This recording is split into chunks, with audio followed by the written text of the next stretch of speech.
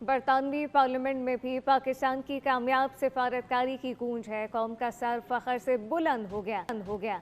दुनिया भर में पाकिस्तान की कामयाब सिफारतकारी का एतराफ़ किया जाने लगा है।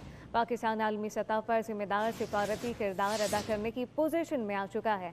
अमरीका ईरान में तनाज़ा ख़त्म कराने में पाकिस्तान कायदाना किरदार अदा कर रहा है और दुनिया उसकी मोतरफ है। बरतानवी पार्लियामेंट में भी पाकिस्तान की कामयाब सिफारतकारी की गूंज, कौम का सर फख्र से बुलंद हो गया। दुनिया भर में पाकिस्तान की कामयाब सिफारतकारी का एतराफ़ is indebted to the noble efforts of Prime Minister Shehbaz Sharif, Foreign Minister Ishaq Dar and General Syed Amir to achieve a ceasefire.